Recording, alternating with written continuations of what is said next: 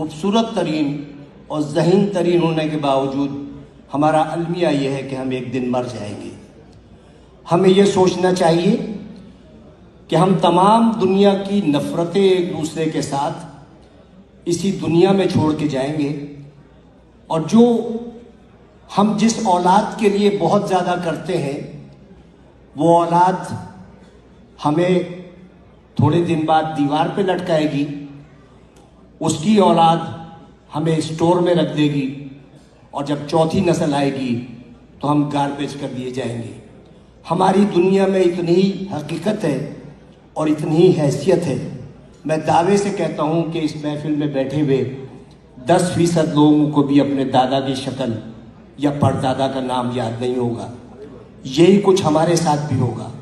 हम लाख दुनिया में फन्ने खान बने रहें, हम लाख दुनिया में ये कहते रहें कि वो आगे क्यों बढ़ गया, वो पीछे क्यों हट गया, लेकिन यकीन जानिए अल्लाह ताला ने जहाँ इंसान पे इतने एहसानात किए हैं, वहाँ एक बहुत बड़ा उसका एहसान ये है कि उसने 3 चीज़ें अपने पास रखी हैं।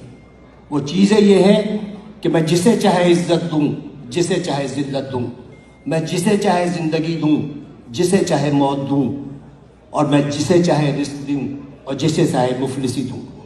अब आप सोचें कि अगर इज्जत देना मेरे जैसे किसी छिछोरे आदमी के हाथ में होता तो इज्जतदार सिर्फ मैं होता और आप सबकी बेइज्जती होती। अगर रिस्क देना मेरे जैसे किसी आदमी के हाथ में होता तो मेरे गोदाम भरे होते और आप सब भूख से मर रहे होते। अगर इसी तरह जिंदगी या मौत मेरे हाथ में होती तो सिर्फ दुनिया की आबादी एक शख्स की होती, क्योंकि मैं सबको मौत से हमकिनार कर देता। इस राज को समझने के लिए ज़रूरी है कि मोहब्बत और नफ़रत के बुनियादी फ़र्क को समझिए। बहुत बाल बराबर फ़र्क है।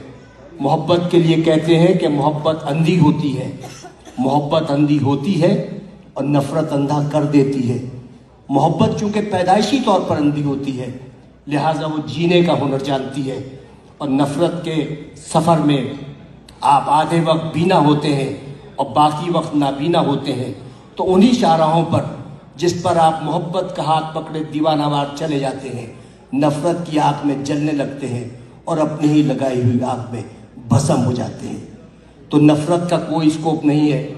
आइंदा आने वाले वक्तों में आपकी नस्लें ये याद नहीं रखेंगी कि आपने कितने लोगों से नफ़रत की, लोग ये याद रखेंगे कि आपने कितने लोगों से मोहब्बत की।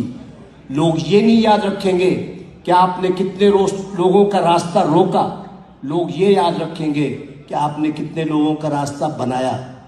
लोग ये नहीं याद रखेंगे कि आप कितना पढ़ गए, लेकिन लोग ये याद रखेंगे कि आपने कितने लोगों को पढ़वा दिया।